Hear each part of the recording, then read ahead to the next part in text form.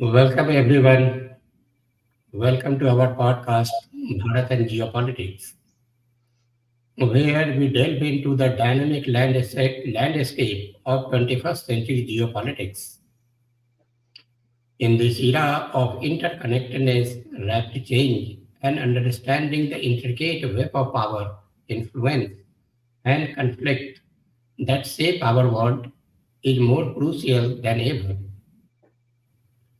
Join us as we explore the geopolitical forces driving global events from shifting alliances to emerging threats and uncover the key players shaping the future of international relations. Get ready for a captivating journey through the complexities of geopolitics in the modern age. We are thrilled to have you as our guest, Dr. Adityanjee. Your insights and expertise in this field will undoubtedly enrich our discussion and provide valuable perspective for our listeners. Let's dive into the fascinating world of global politics together. Welcome, Dr. Adityanji. Welcome to our platform once again. Thank you, Mr. Sinha. It's always pleasure to come on your platform because you bring out very interesting topics to discuss of topical importance. So I am pleased to be here. So, sir, as we see, since the center of global politics is shifting from Europe to Asia, so there is more of a challenge and more of the opportunity. So I'd like to learn from you what is the India's role in this world today. So with this background, I am coming to you with my first question. What kind of role India can play in the geopolitics of Asia today? You have already said that the center of gravity of geopolitics has shifted from European landmass to Asia Yes, sir. in 21st century. Yeah. In fact, Chinese have been trumpeting that 21st century is going to be Asian century. However, Chinese were using a euphemism. Their characterization of 21st century as Asian century was euphemism for 21st century as Chinese century.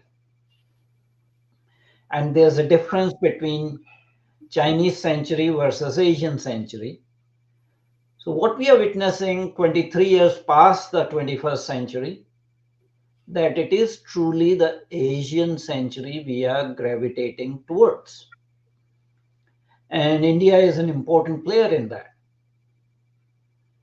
As you see, superpowers that have been there are in the phase of relative decline.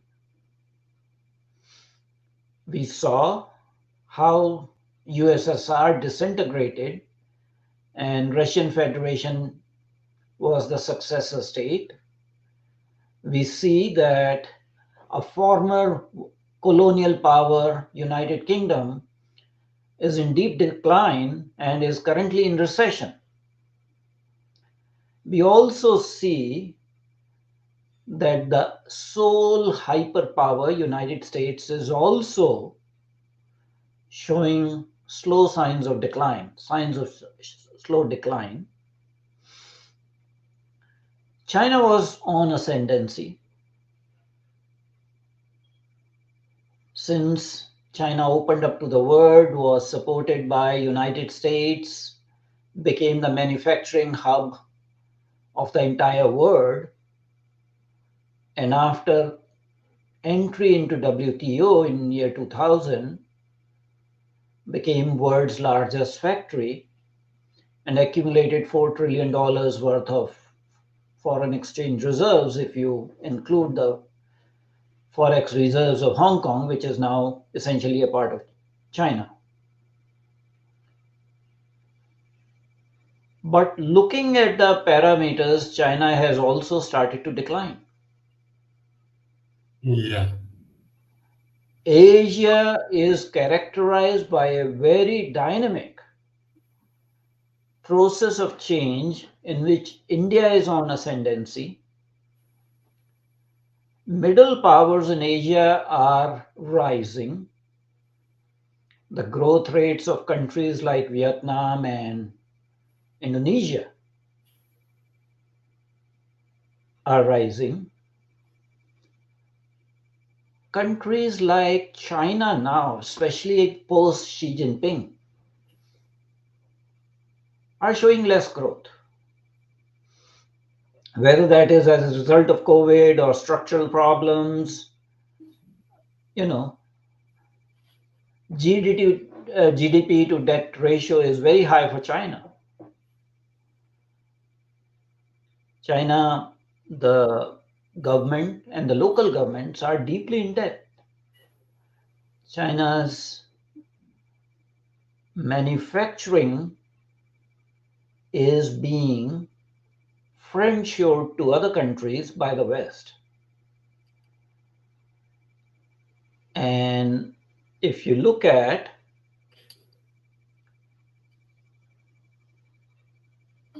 China's demographic problem is becoming accentuated. China is no longer the most populous country in the world. That designation has gone to India, which has a relatively young population. So you have more workers available at this time in India. China also has 4-to-1 problem. For 4 grandparents, 2 parents, there's 1 worker. Oh, I see. So you are seeing that India is on ascendance, and that is reflected by India being part of any global and regional amalgamation. India is becoming a positive security provider in Indian Ocean region. India played a great role during COVID crisis, providing free vaccines under Vaccine Maitri Abhiyan. India's democratic credentials actually lead to good relations with other Asian countries. India is part of the Quad. India's relationship with countries like Australia that were initially very, strained have improved very significantly. We are developing, more comprehensive economic partnerships on bilateral basis in Asia. So there is no forum on which India is not an important participant. Now, there may be some trade groupings where India is not a partner historically. One of them is APEC, Asia Pacific Economic Cooperation, and the more recently concluded RCEP, Regional Comprehensive Economic Partnership Program, in which the dominant players are ASEAN and China. India was part of the negotiations, but on very practical basis decided to sign off from that because it would have given unbridled entry to Chinese dumping of products below cost into India using the RCEP mechanism.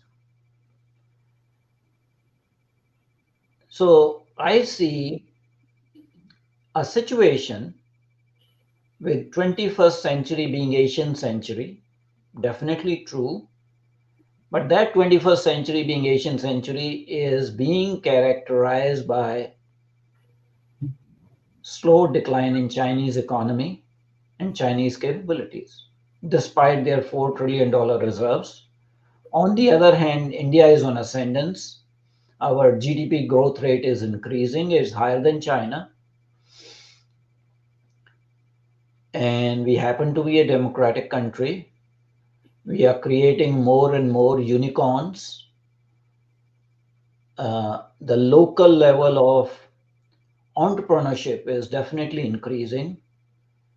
If you look, the patents being filed from India, the number is rising. There was a time there were hardly any patents being filed from India. In fact, after United States, China was the second largest. Now India is also in that process. So from all respects, 21st century is de facto Asian century, and India is playing a great role in shaping the geopolitical architecture in the world with its policy of multi-alignment and multipolarity. And because India does not want to, bully anyone or, use force anywhere or threaten to use force anywhere, India is very well received. You might have seen that, the president of Papua New Guinea in one of the international forum, uh, when Prime Minister Modi went there, tried to touch the feet of Prime Minister Modi. Yeah, yeah, During G20 meeting, India was able to manage to get African Union as the 21st member of G20. So India is playing a significant role. India is no longer playing an obstructionist role, is part of the solution at this point in time if there's any world level problem. In fact, India is providing the solution. India, proposed the International Solar Alliance, knowing that, fossil fuel is limited and is harming the planet. So yeah. the newer initiatives that are coming from India are phenomenal. India is truly transforming into a knowledge economy. So as we go deeper into 21st century, you will see India's prominence being more and more recognized all over the world and also in Asia.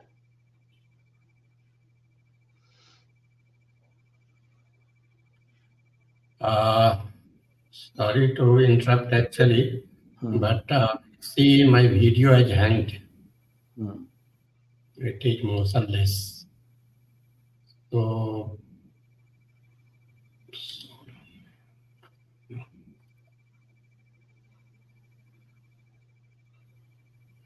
I think we should do something. Just take a break for 1 to 2 minutes and rejoin. Okay. So so that I can, because this is not moving. Okay.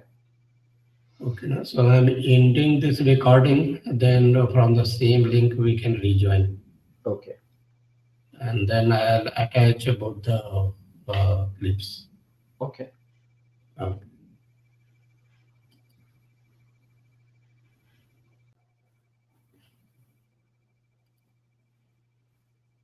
yes, sir.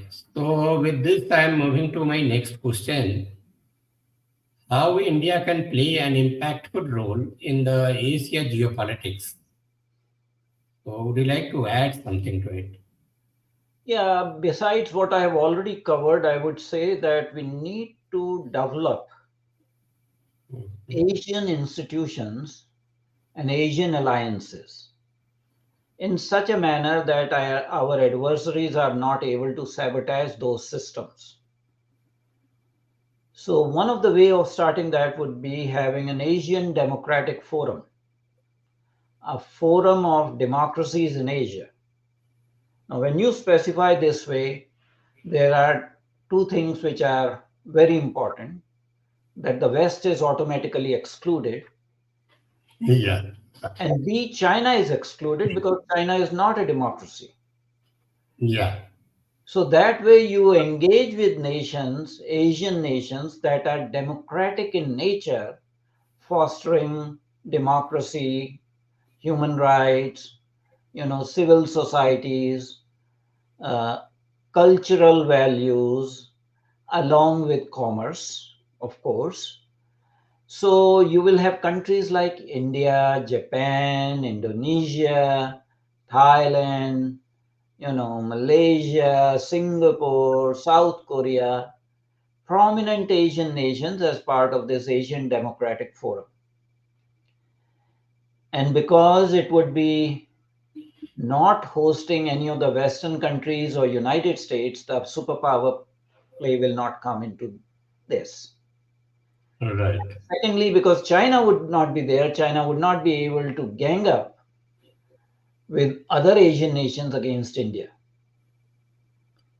So features like that. And then other thing is that, this is an era of out of box ideas. Yes, sir. Besides our bilateral relationships, we have to do either trilaterals or minilaterals in Asian context, depending Yeah. upon the situation. So I remember that in late 20th century and beginning of 21st century, there was an initiative started by India, uh, and that was called Ganga Mekong Dialogue. Ganga. Mekong River, Okay. that passes through several of the you know Southeast Asian countries. So initiatives like that, but somehow that initiative was not very successful. The governments changed, and the next government that came in power in 2004 did not foster with that. So I think we have to have initiatives like that. I will give you an example that we can have in the Northeast Asia, either a trilateral or a quad. So for cooperation, and that could involve countries like India, Japan, South Korea, and possibly Taiwan, depending upon whether we conceptualize this as a quad or as a trilateral. Similarly, we need to have maybe a trilateral between India, Thailand, and Indonesia. Yeah. And the ideas would be to work with emerging economies in Asia. There are already institutions where India is precluded from participation. So I told you about the RCEP or APEC, Yeah. but we can create institutions of our own, and the emphasis would be not to give space on the table to China, because China has done everything possible to deny space to India. Yeah.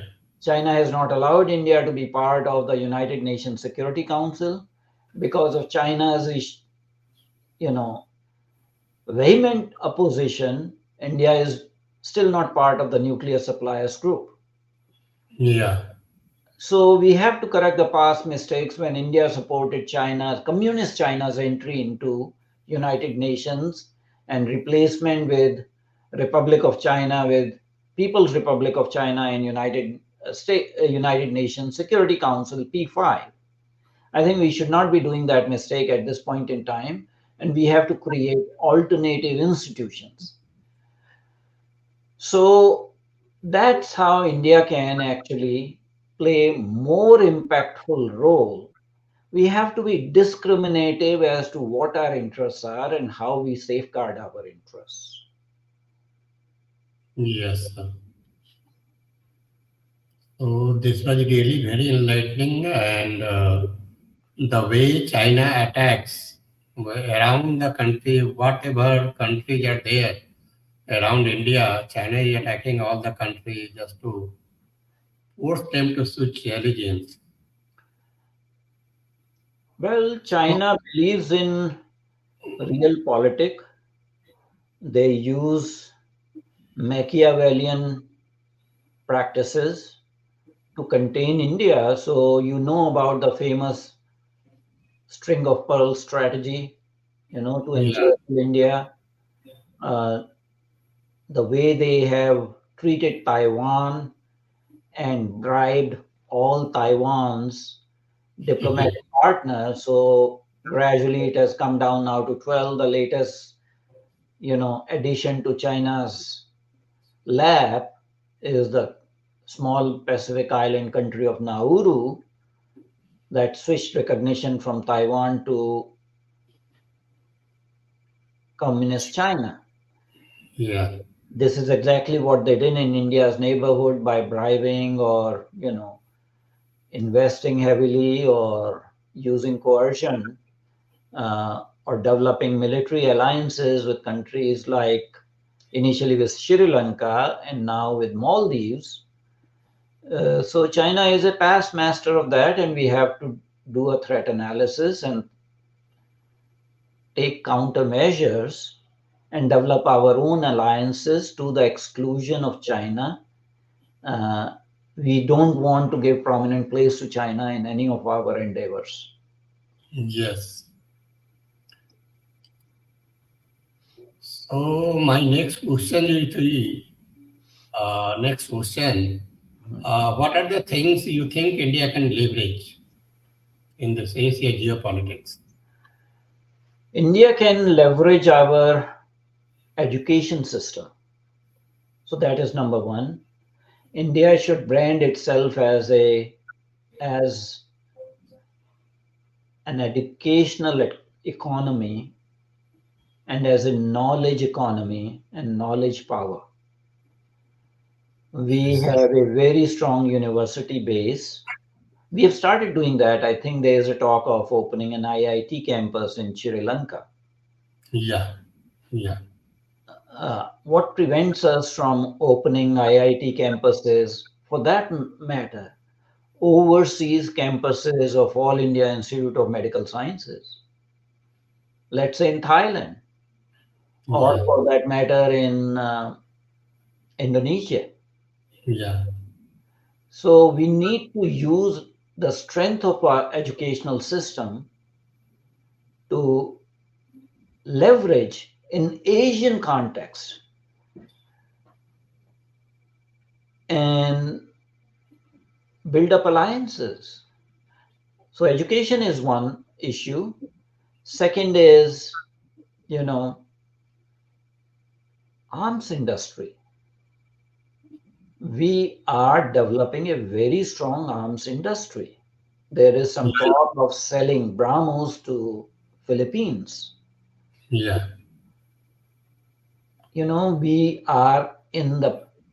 We are in the market to export Tejas Mark 1A. Why yeah, can't we increase our production capacities, make them double, make them three times the current one, and start exporting to countries like, for that matter, even Malaysia, which rejected actually Tejas aircraft once. But Taiwan is in the market for purchasing ammunition. United States is not transferring the most modern weapons to Taiwan because they are worried that, in the process of Taiwan's collapse, China will access all their modern industry, ammunition and trade secrets. So we need to start export in a very major way in Asian countries that are friendly to us. And that may mean Singapore, that may mean Malaysia, Indonesia, Thailand, Laos, Cambodia, countries like that, that are smaller countries but do not have their military industrial complexes, starting with Philippines. The third thing is that uh, as our pharmaceutical industry is dominating the world, we can start some, you know, pharmaceutical plants in other Asian countries under joint collaboration. So that would be an area to venture in where we have strength and we can leverage that. Our export of human resources. Yeah. There is an agreement now with Taiwan to export at least 1 lakh Indian workers to Taiwan. Israel has also demanded. We can do similar, we are doing similar thing with Israel. And I think Yeah. we can do that with countries like Japan that have a declining population. They have a large industrial base without workers, and Indian workers are. So that is our human resource potential, both in the labor sector, in the factory workers, but also in other sectors like education, the college professors, the engineers, the IT workers, the physicians. We should be exporting that and leveraging that. I see. So in the education sector, we can also just try to open up our gurukuls in some of the countries like Thailand, Indonesia. Those We are have not Hinduism. we have institutions like IITs, we have institutions like All India Institute of Medical Sciences, we have some central universities that are fairly strong. Jawaharlal Nehru University is a very well respected and very, sort of academically very vibrant university despite some leftist influences. So time has come to open the overseas campuses of these universities in Asian sector. So these all the points are really very good one, and that gives a hint to the government and the person who are interested in geopolitics actually. So India has a lot to leverage actually. So how do you think China can sabotage India's efforts in this direction? Look, And China is always ready to do that. China has been an adversary. It is a strategic competitor. China has used any and every opportunity to contain India, to bring down India, and that is from the time India got independence and China's communist revolution. There was rivalry between India and China in the non-aligned movement. China felt that it should be the logical leader of the non-aligned movement. You have seen in India's neighborhood, China has transferred nuclear expertise to Pakistan. Pakistan did not have the capability of developing a nuclear weapon on its own. It was the Chinese designed nuclear weapons that are under Pakistani possession. In fact, the first nuclear test of a nuclear weapon by Pakistan was done in a Chinese testing site in northwest China in the Gobi Desert. Uh, China, through North Korea, transferred the missile technology to Pakistan during Benazir Bhutto's time. China has done everything to prevent India's membership in United Nations Security Council. China has consistently opposed India's participation in APEC, India's membership of Nuclear Supplier Group, and stated that instead of allowing an individual country, you have to have criteria-based admissions, and Pakistan should also be given consideration to it. In the BRICS process, BRICS was initially a four-country quad, BRIC, B standing for Brazil, Russia, India, and China. So during one of the initial meetings in China, China brought South Africa. Now, South Africa did not fulfill any benchmarks for admission to BRIC as a quad, as the institution, because it was much smaller country, much smaller economy, hardly any growth rate at that point in time, but it was ushered into at Chinese insistence.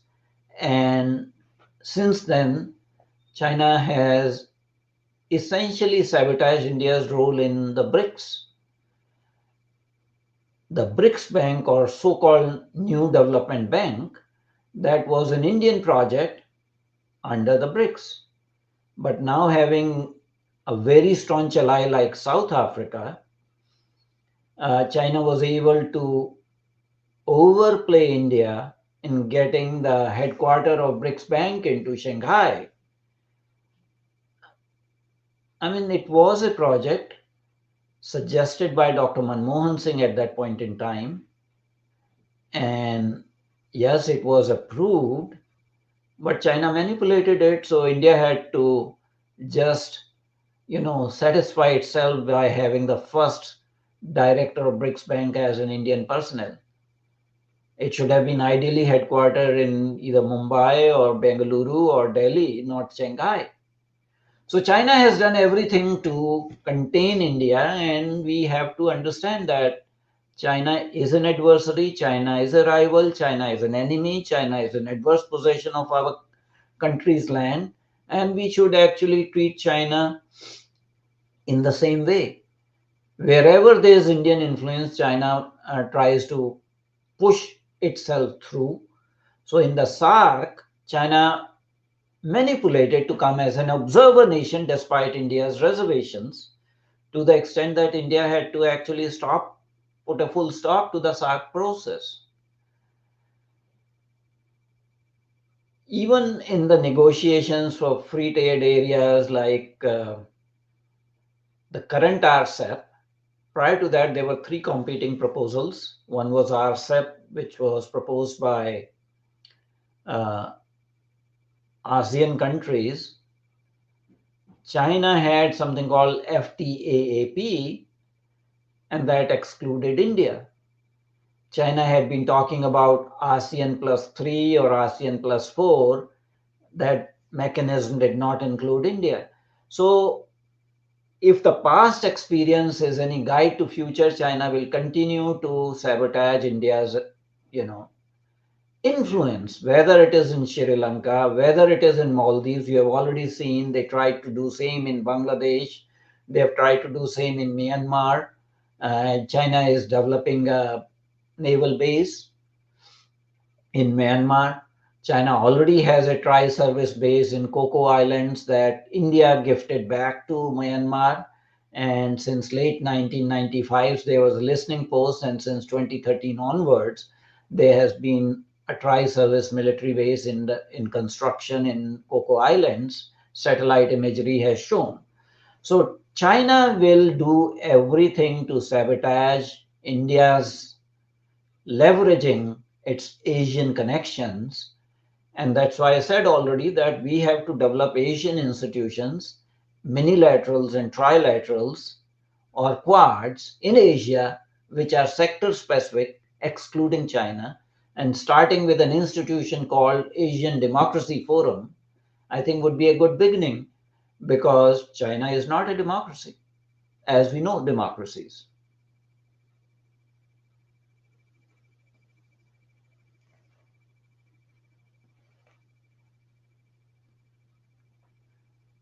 Do you have any other clarification?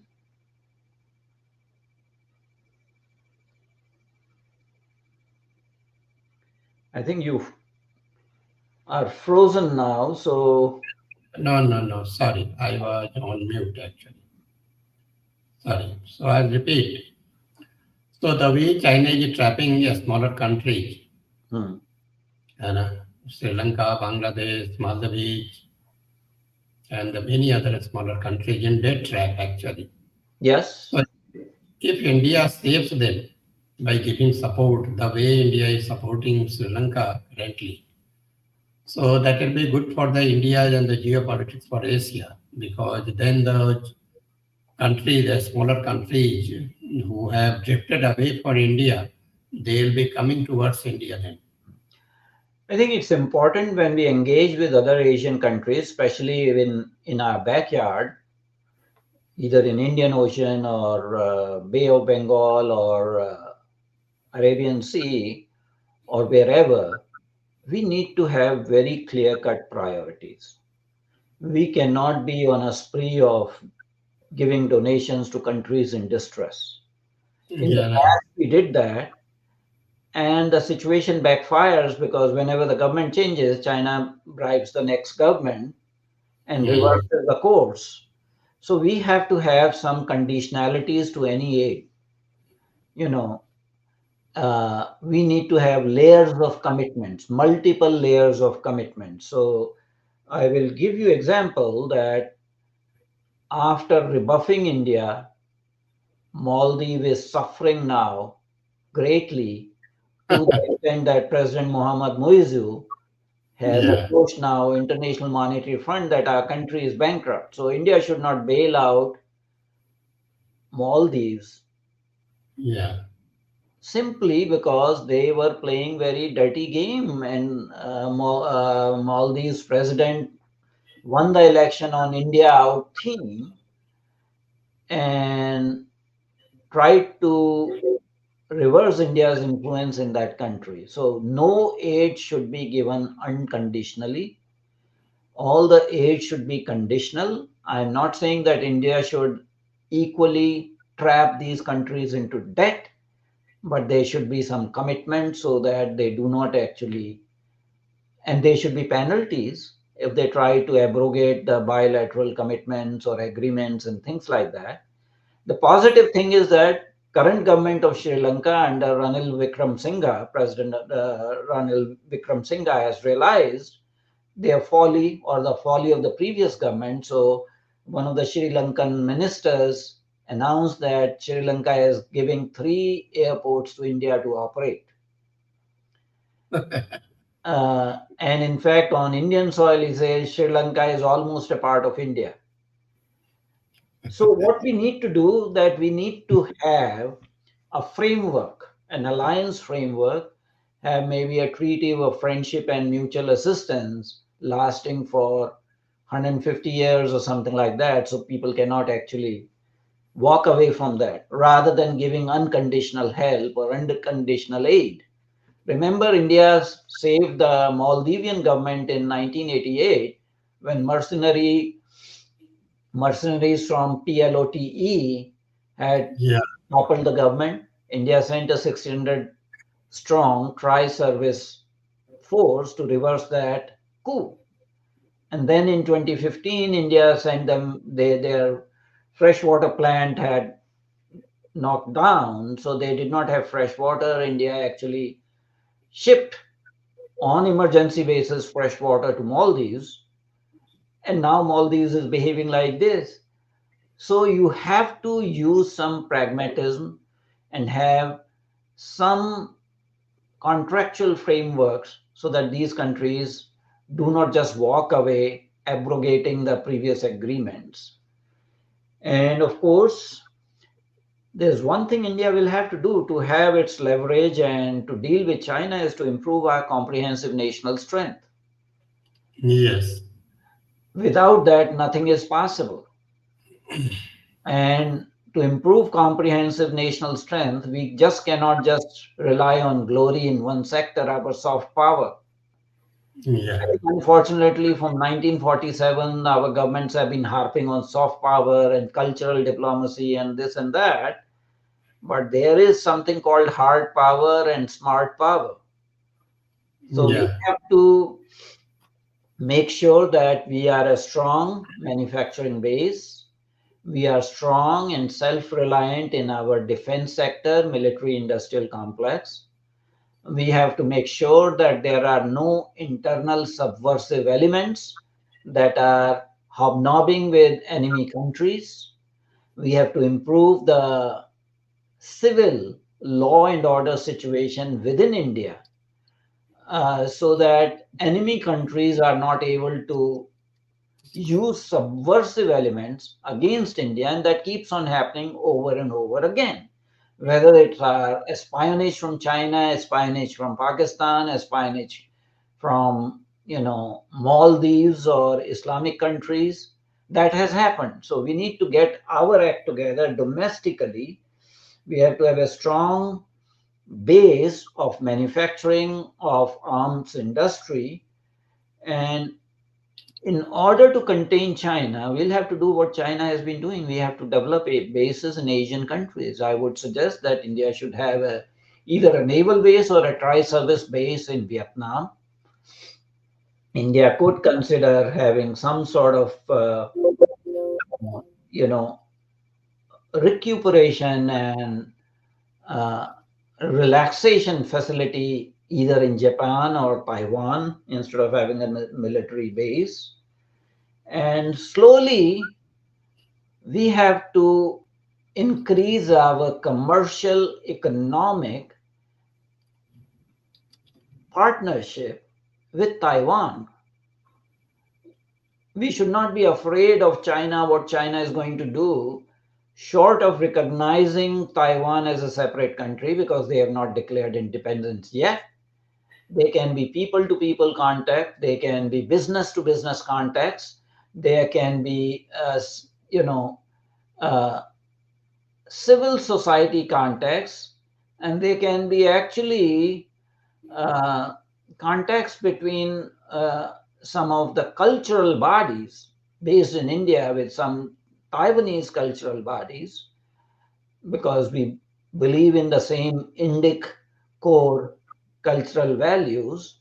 Taiwan is a Buddhist country, so we can engage Taiwan into Buddhist circuit tourism, uh, and have analogous relationship with there. So we have to capitalize on what we are doing already, but to a much greater extent. Similarly, our posture on Tibet should slowly start changing. Yes, we did Yeah. certain mistakes by agreeing that Tibet is part of China, which has never been. So we have to correct that mistake slowly, gradually, by giving more visibility to CTA, which is Central Tibetan Administration, and foster its presence internationally to contain China. We have to be very smart in outwitting China and what it does to India. And I am not afraid to say that India has to contain China. Yes, we have to engage China, we are engaging China, but we also have to contain China simultaneously while we are engaging China. And there's a word for it in international relations jargon. It's a word called engagement. That means simultaneously containing while engaging with that country. This word was coined by an Afghan American diplomat by name Zalmay Khalilzad. So we have to do that. We have to, instead of engaging China, we have to indulge in engagement of China. Last but not the least, in 2008, in a paper called Engaging India, which appeared in a website called bology.com. It was a very detailed paper, and an abbreviated version of this paper was published in a website that is defunct, that was South Asia Analysis Group. So the abbreviated version came in SAG in 2005, and the full paper came in bology.com in 2008. I had enunciated a doctrine that was counter to the so-called Gujarat doctrine, and that doctrine was Adityan doctrine, I called it. And the basic premise was that India is the resident power in the so-called South Asia. Yeah. India has to take care of its backyard, which means in the Indian Ocean region, we cannot allow superpowers to operate, whether that is United States or whether that is China. So Right. India should take care of her own, what I call near abroad, by any means. We do not covet land of any other country. Having said that, we do have to safeguard our strategic interests. whether they are in Indian Ocean or in the so-called South Asia region, I'm more comfortable calling Indian subcontinent, or in Southeast Asia region, or for that matter, in the Persian Gulf. So we have to make sure that we do power projection, not with a malignant viewpoint, but with a view to safeguarding our own security and our own national interest, because time and again we have been very complacent. And that has led to uh, security situations in which India has been the victim. Yeah, right. So India has to safeguard its own backyard, and India has to do power projection in the Indian Ocean region. We cannot bank on the issue that yes, there are choke points, a Malacca dilemma for China. China's navy, the plan, is aiming to be what is called TSN, thousand ships navy. Chinese submarines, Chinese quote unquote research vessels have been coming to our backyard, whether Sri Lanka or Maldives. Now, Sri Lanka has put a ban for 1 year on Chinese research vessels, but they are now in Maldives. Apparently, the talk is that they have purchased an island from Maldives for $1 million. So we have to be cognizant of all this, and I think the government of the day has decided to start some naval bases in our own islands in Lakshadweep, Yeah, Minicoy. and Minicoy, and there's one more island there. They will there. We have a tri-command, uh, uh, tri-service theater command in Andaman, but we are very slow in acquisition of naval assets. India had the tradition of operating aircraft carrier formations for a very long time. China became the was laggard in that area. Their first aircraft carrier Lion was purchased from Ukraine under deception by a Chinese businessman for $20 million. It was a platform called Varyag. Uh, it was incomplete because it was a Soviet Union design. And when Soviet Union broke down, they did not have money to complete it. So China purchased it as ostensibly to create a floating casino. But then they started to work on it and develop into an aircraft carrier. So China currently has two active aircraft carriers that are in 65,000 ton range, and they are developing third and fourth carriers. We have only two aircraft carriers at this point in time. The third is in process of being designed.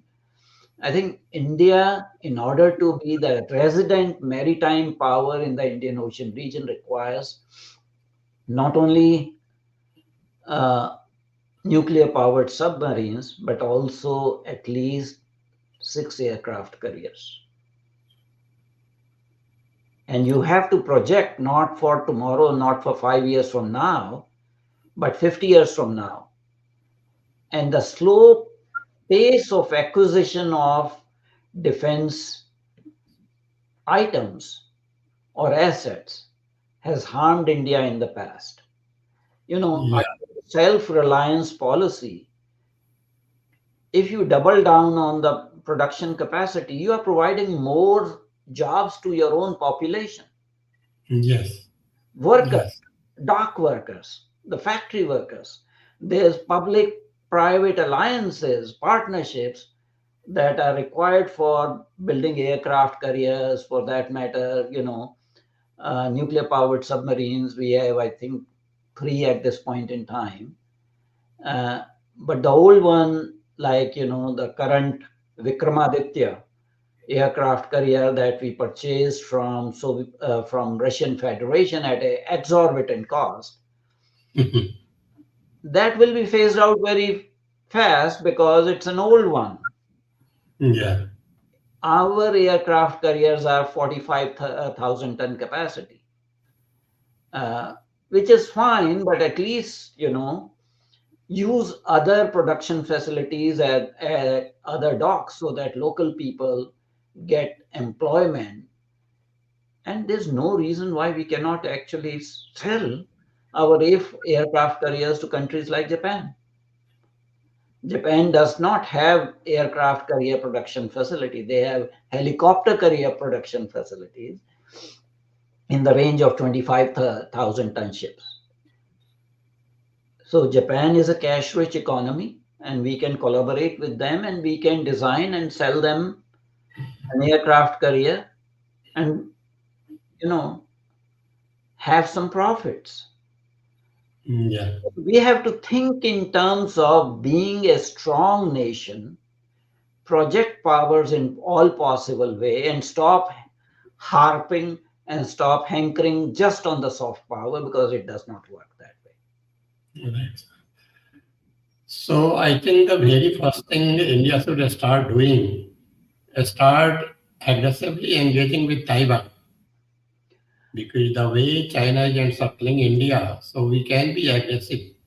Earlier, I think the government was thinking not to annoy China by engaging with Taiwan, as the Taiwan starts threatening. It's not just Taiwan, but in Pan-Asian sphere, we have to start engaging any and every country in the neighborhood of China. That includes Mongolia, that includes South Korea, and if I may say or commit the blasphemy, we have to engage even North Korea. North Korea has direct actually land border with China. South Korea does not have direct land border with China. We have to have our relationship with the Russian Federation, because as the northern route, as the Arctic Sea melts and the northern transport route becomes available, and there are problems in the Suez Canal and Red Sea corridor, northern routes will become available for trade. So we cannot just gift that to China. So India should develop its naval, commercial, merchant, marine base in the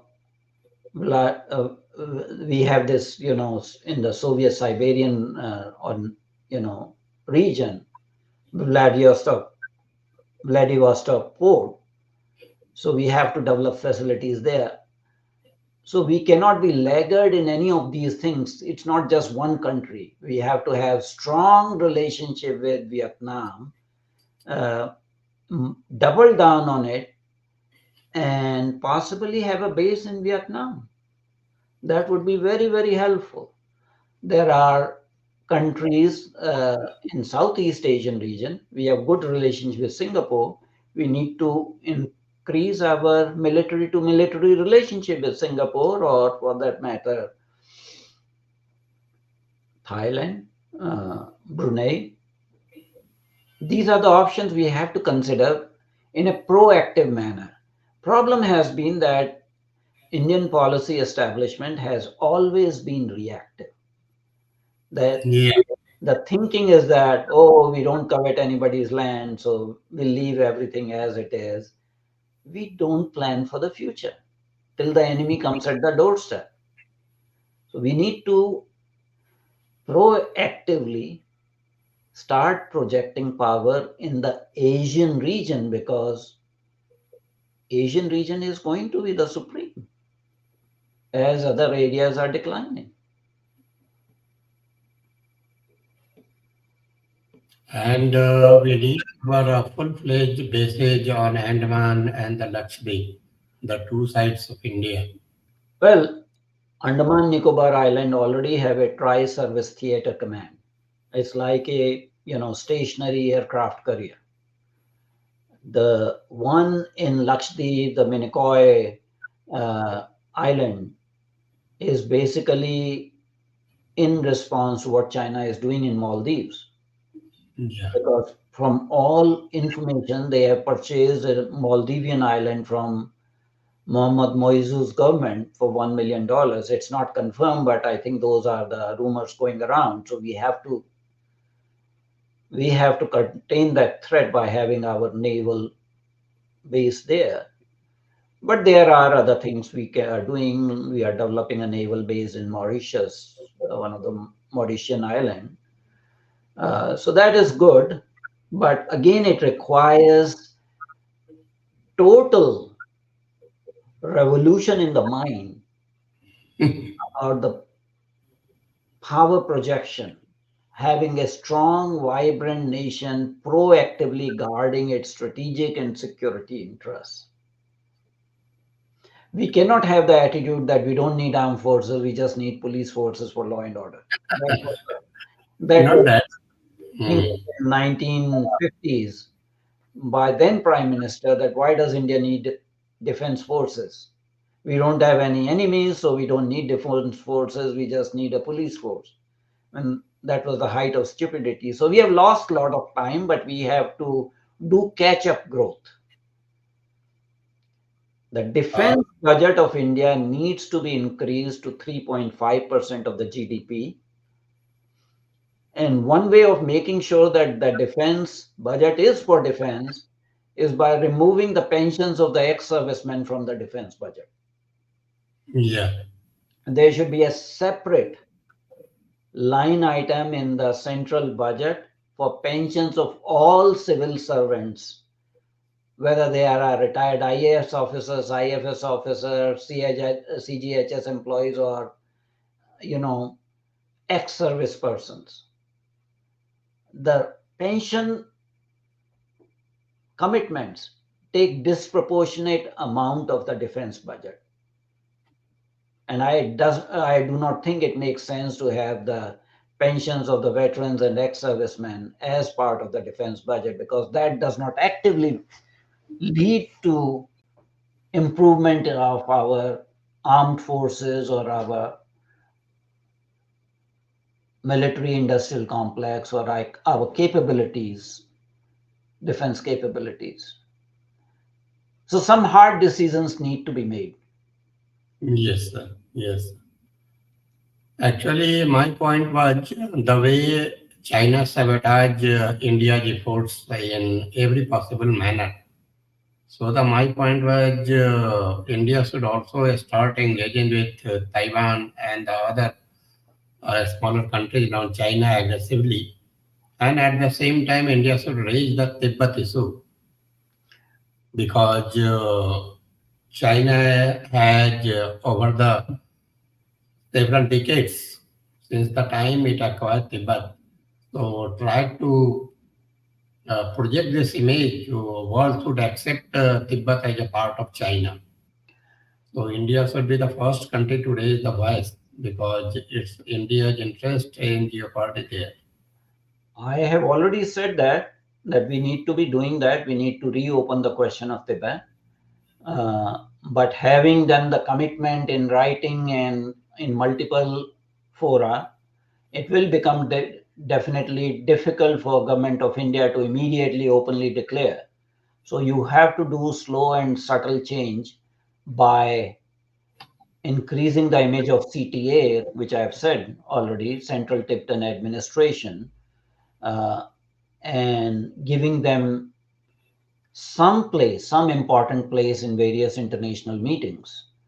Similarly, I have said that we need to increase our engagement with Taiwan, but those two things cannot happen in isolation. Unless you improve your comprehensive national strength, you would not be able to deal with the onslaught by China. So these things have to be done simultaneously, pari passu, with increase in our comprehensive national strength. Right, sir. Right. Sir. So with this point, we are coming to the end of the session, Geopolitics of Asia in 21st Century. So thank you for your time, Dr. Adityanjee. It is always a pleasure talking to you. It's always very enlightening. Thank you, Mr. Sinha, for inviting me. And my hope is that with this discussion and openly talking about Adityan doctrine, which means supremacy of India in its own backyard. Right. I think we want to influence our policy planners and the defense establishment that there's nothing wrong in managing India's near abroad according to India's strategic and security needs. That does Right. not make you a hegemon, that does not make you a malicious power. Besides helping the neighboring small countries, the littoral countries in Indian Ocean, we need to have alliances, friendship treaties, bilateral commitments, multilateral institutions so that the hostile powers that have been encroaching on our strategic space stop doing that. Yes, sir. Thank you, sir. Thank you, viewers, for turning to Bharat and geopolitics today. We hope you enjoyed diving into the geopolitics of Asia in 21st century with us. Remember to subscribe for more insightful discussions and feel free to reach out with any feedback or suggestions. You have any question in mind, just put in the comment section and we'll be discussing that point in my next session. Until next time, stay curious and keep exploring. Thank you. Thank you, everyone. Thank you. Thank you, sir.